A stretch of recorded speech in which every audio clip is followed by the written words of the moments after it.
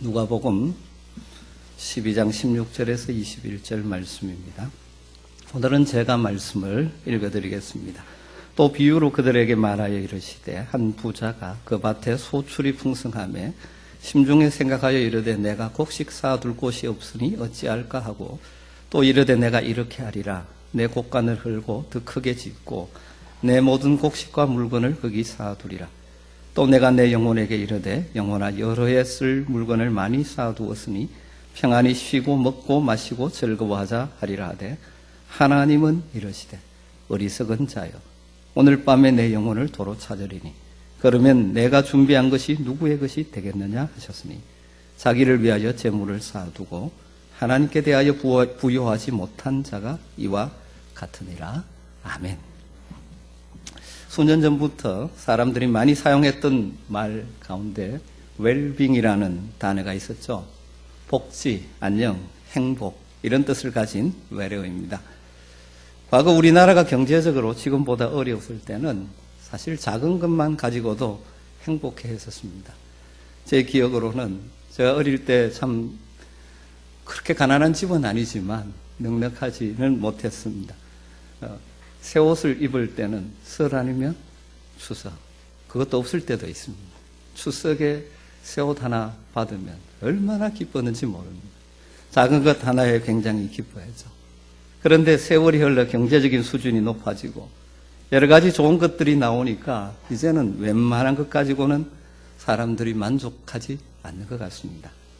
그래서 웰빙이라는 말을 붙여가면서 뭔가 차별된 고급스러운 것들을 추구하게 되는 것 같습니다. 그러니까 웰빙이라는 단어는 고급스러운 행복 정도로 이해하면 될 것 같습니다. 최근 들어서는 또 다른 단어가 유행하죠. 워라벨이라는 말이 참 유행합니다. 일과 삶의 균형을 뜻하는 Work and Life Balance의 줄임말이죠. 장시간 노동을 줄이고 일과 개인의 삶의 균형을 맞추는 그 행복을 강조하는 말들이죠. 우리가 이와 같은 시대의 경향들을 보고 무조건 나쁘다고 말할 수는 없지 않습니까? 사실 이것은 동서고금을 막론하고 모든 인간이 기본적인 욕구 가운데 하나가 행복하고자 하는 것이죠. 그런데 문제는 과연 무엇이 행복이냐? 무엇이 정말 웰빙이냐 하는 것이죠. 많은 사람들이 나름대로 행복을 추구하고 웰빙을 추구하는데 과연 그 방향이 옳은가 하는 것입니다. 여러분, 방향이 중요합니다. 우리가 열심히 사는 것도 중요하지만 방향이 중요하죠. 우리가 잘못된 방향을 향하여 열심히 달린다면 후에 이 방향이 잘못되었다는 것을 발견하게 되면 어떻게 되었습니까? 달려간 만큼 손해이지 않습니까? 우리 인생은 단 한 번 가는 길입니다. 방향을 잘못 잡고 가는 불행한 일이 우리에게 있어서는 안 되겠죠. 오늘 우리가 읽은 말씀, 예수님이 하신 말씀에 기초해서 우리가 올바른 방향의 인생길을, 바른 행복의 길을 걸어가고 있는지를 다시 한번 점검하는 시간이 되었으면 좋겠습니다. 많은 사람들이 잘못된 방향의 행복, 웰빙을 추구하고 있는 것 같습니다. 오늘 본문에 예수님의 비유 가운데 한 부자가 등장합니다. 당신은 오늘날과 달라서 농경사회였죠. 아마 대지주였던 것 같습니다. 광활한 농토를 소유하고 있었고 거기에서 소출이 많이 나왔습니다. 얼마나 수확이 많았던지 쌓아둘 데가 모자라 고민될 정도입니다. 그래서 그는 창고를 확장하고 그 안에 곡식을 쌓아둡니다. 그리고 이제는 한가롭게 인생을 즐길 계획을 짜놓고 있습니다. 이 비유를 현대인의 버전으로 한번 바꿔본다면 이런 이야기가 될 수 있을 것 같습니다. 한 사람이 사업을 해서 돈을 많이 벌었습니다. 통장에 돈을 많이 예치해 두었습니다. 이자만 갖고도 노후 생활이 충분히 살 수 있습니다. 부동산도 사두었는데 값이 뛰어올랐습니다. 매달 월세 나온 것만 해도 쓸 수 없을 정도로 넘칩니다. 이제 남은 것은 그저 건강관리 잘하고 골프 치고 레저 생활 잘하면 됩니다. 그러면서 이것을 상상하면서 흐뭇한 마음으로 이렇게 중얼거리는 것입니다. 19절 말씀이죠. 내가 내 영혼에게 이르되 영혼아 여러 해 쓸 물건을 많이 쌓아두었으니 평안히 쉬고 먹고 마시고 즐기자. 여러분은 이 사람에 대해서 어떻게 생각하십니까? 잘못된 것이 있습니까? 특별히 부정을 저질러서 돈을 번 것 같지도 않습니다. 나름대로 성실하게 열심히 일해서 돈을 벌었습니다. 그러니 이제는 여유를 갖고 인생을 즐기려고 하는데 뭐가 문제가 되겠습니까? 인간적으로 보면 오히려 부러울 정도가 아닙니까? 사실 따지고 보면 대부분의 사람들이 이런 생각을 가지고 삽니다. 어떻게 하면 내가 성공하고, 어떻게 하면 돈을 벌고, 더 건강하고, 그래서 인생을 즐기자. 사실 그렇게 사는 것이 나쁜 것도 아니지 않습니까? 지극히 당연하고 평범한 삶의 모습인지 모릅니다. 그런데 무엇이 문제입니까? 이런 인생을 하나님께서는 어떻게 보시는가 하는 것입니다. 천지를 창조하고 주관하시는 하나님이 이 사람의 인생을 어떻게 평가하셨나 하는 것이죠. 20절에 이렇게 시작됩니다. 어리석은 자여, 어리석은 자여. 하나님은 이렇게 사는 자를, 이런 가치관을 가지고 사는 자들을, 이런 생각을 가지고 사는 자들을 어리석다고 말씀합니다. 왜 그렇겠습니까? 그것은 정말로 중요한 것을 놓치고 있기 때문입니다. 여러분, 인생에서 가장 중요한 것이 무엇입니까? 생명의 문제입니다. 예수님도 말씀하셨죠. 마태복음 16장 26절에 사람이 만일 온 천하를 얻고도 제 목숨을 잃으면 무엇이 유익하리요? 사람이 무엇을 주고 제 목숨과 바꾸겠느냐? 그런데 부자는 착각을 했던 것입니다. 그는 영원히 살 것처럼 생각하고 있는 것입니다. 그런데 예수님께서는 뭐라고 말씀하십니까? 어리석은 자여라고 말씀하신 뒤이어서 오늘 밤에 내 영혼을 도로 찾으리니 그러면 내 준비한 것이 누구의 것이 되겠느냐? 오늘 밤에 내 영혼을 찾으리니 그러면 내 준비한 것이 누구의 것이 되겠느냐? 성경은 분명히 말씀합니다. 우리 인간에게는 죽음이 반드시 있고 그 죽음을 대비해야 된다는 것을 강조하죠. 그런데 부자는 이 세상에서 어떻게 하면 잘 살까? 그것만을 궁리하다가 영원한 미래를 준비하지 못한 인생이기에 진정한 웰빙, 행복한 삶, 가치 있는 삶을 살지 못하는 것이죠. 여러분도 이런 생각으로 살고 계시지는 않으십니까? 그렇다면 과연 진정한 웰빙, 참으로 행복한 삶, 가치 있는 삶은 어떻게 사는 것이겠습니까? 하나님의 말씀인 성경을 기초로 해서 오늘 저는 세 가지를 간단하게 말씀드리고 싶습니다. 참으로 행복한 삶, 참으로 잘 사는 삶은 영혼의 기쁨과 평안을 누리는 것입니다. 영혼의 기쁨과 평안을 누리는 것이죠. 하나님이 주시는 생명을 얻으면 이 육신의 생명이 아니라 영원한 생명을 얻으면 세상의 즐거움보다 더 큰 기쁨, 세상이 주는 것과 비교할 수 없는 평안을 누리게 됩니다. 아무리 호의호식해도 영원한 생명과 평안이 없으면 결국 공허하고 불만족스럽게 될 수밖에 없죠. 세상에 있는 것들로는 육신의 본능적인 것만 만족시킬 수 있습니다. 우리 영혼은 하나님을 만나야만 진정한 평안과 기쁨을 누리게 되는 것이죠. 예를 들면 마치 어린아이와 같은 것입니다. 아이가 응애응애 계속 울 때 어떻게 합니까? 달래기 위해서 먹을 것을 주고 장난감 주고 그렇게 합니다. 여러분, 그렇게 하면 그때는 울음을 그칩니다.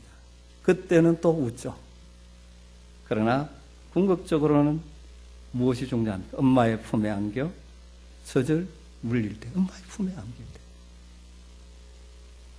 우리 인간이 육신적으로는 물질도 건강도 필요하지만 우리의 영혼은 오직 하나님을 통해서 참 기쁨과 평안을 누리게 됩니다. 예수님께서 이렇게 말씀하셨습니다. 요한복음 4장 13절 14절에 예수께서 대답하여 이르시되 이 물을 마시는 자는 다시 목마르려니와 내가 주는 물을 마시는 자는 영원히 목마르지 아니하리니 내가 주는 물은 그 속에서 영생하도록 솟아나는 샘물이 되리라.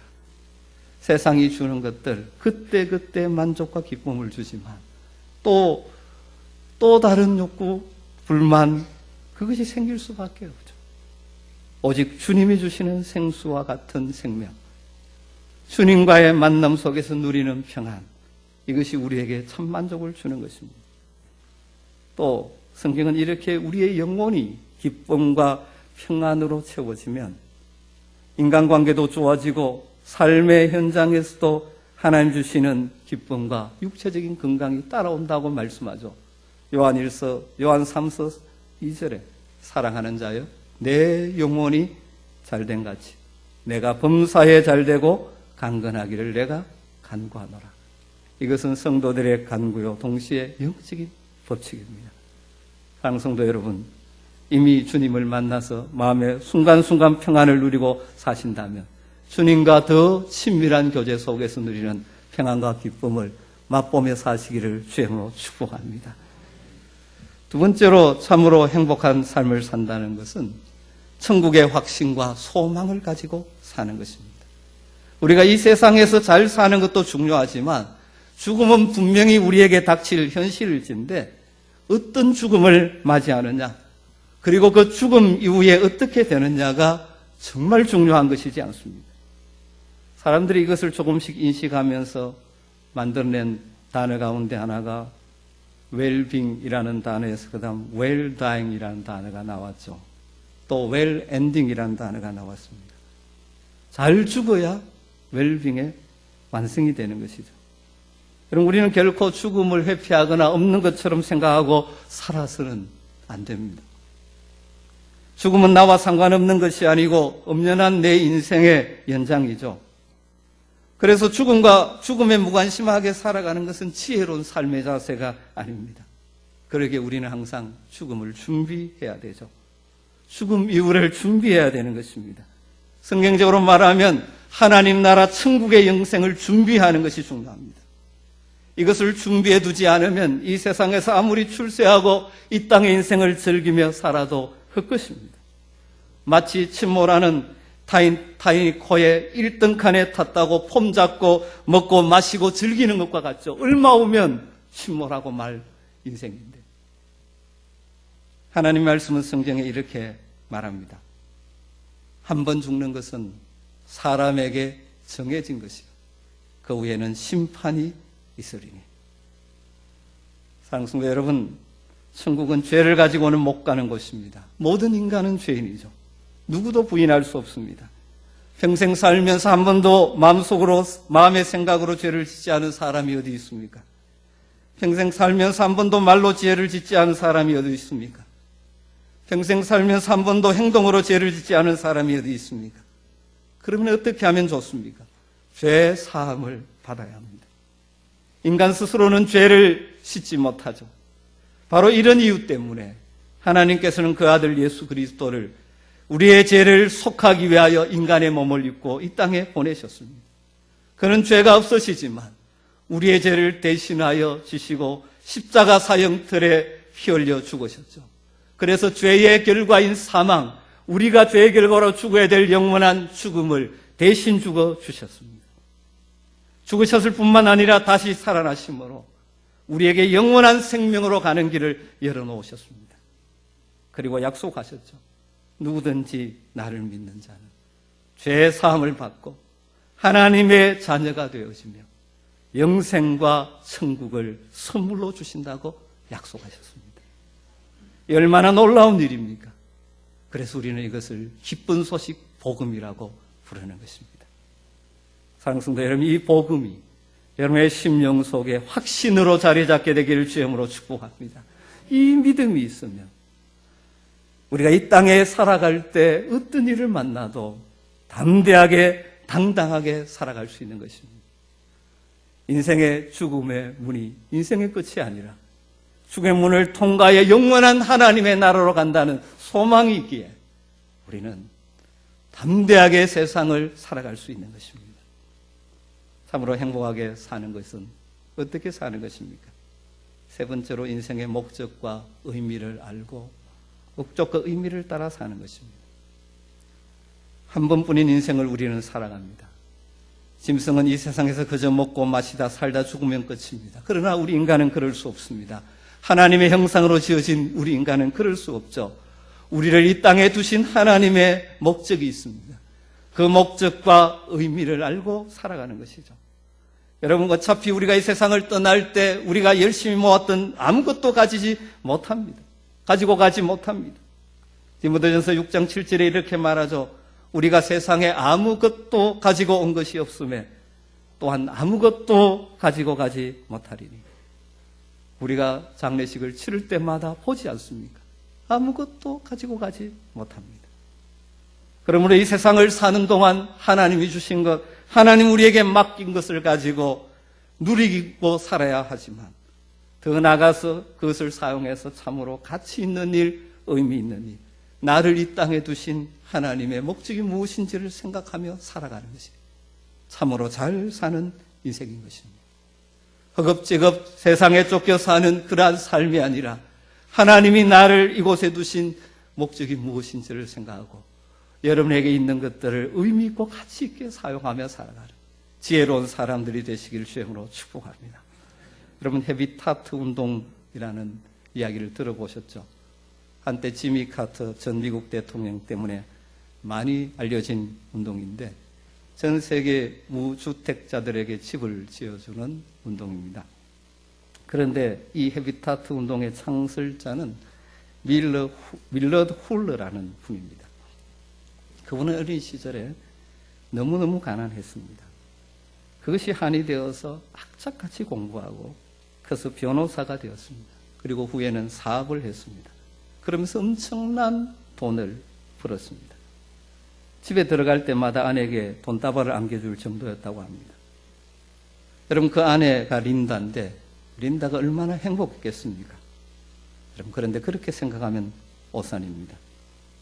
어느 날 집에 들어와 보니까 아내 린다가 편지를 써놓고 집을 나가버렸습니다. 이렇게 쓰여 있었습니다. 여보, 이렇게 사는 게 과연 무슨 의미가 있나요? 이렇게 사는 게 과연 무슨 의미가 있나요? 그 편지를 받고 밀라드 훌러가 충격을 받게 됩니다. 그리고 아내를 찾아 새로운 인생을 시작합니다. 재산을 사회복지단체에 기부하고 아프리카 선교사로 가서 3년을 봉사합니다. 그 후에 귀국해서 이 가난하고 집이 없어서 고생하는 사람들을 위해서 기부금을 모아서 집을 지어주는, 그리고 돈과 노동을 모아서 집을 지어주는 이 헤비타트 운동을 시작합니다.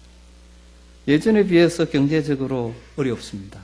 많은 사람들에게 오히려 이 일에 동참하라고 기부를 호소하고 다녀야 되고, 여러 가지 면에서 전에는 돈 잡고 돈 가지고 폼 잡았지만 지금 사람들에 가서 어떻게 보면 이렇게 이 고개를 숙여 하는 삶을 살았지만 그들은 이 일을 하면서 인생의 가치와 의미를 발견하기에 정말 행복한 삶을 살았다고 합니다. 여러분, 인간은 짐승이 아닙니다. 어떤 것을 먹고 사느냐 하는 것이 중요한 것이 아닙니다. 의미와 가치가 중요한 것이죠. 그렇지 않습니까? 의미가 있다고 생각하면 죽음을 불사하는 사람들도 있습니다. 참으로 가치 있는 일, 영원을 좌우하는 일을 발견하고 그 일을 위해 자신의 삶을 사용하는 것이 진짜 행복한 삶인 것이죠. 그 일에서 우리의 믿음의 선배 바울 사도는 그렇죠. 내가 달려갈 길과 주 예수께 받은 사명, 곧 은혜의 복음을 증언하는 그 일을 함에 있어서는 내 목숨도 아깝지 않다라고 말하고 있는 것이죠.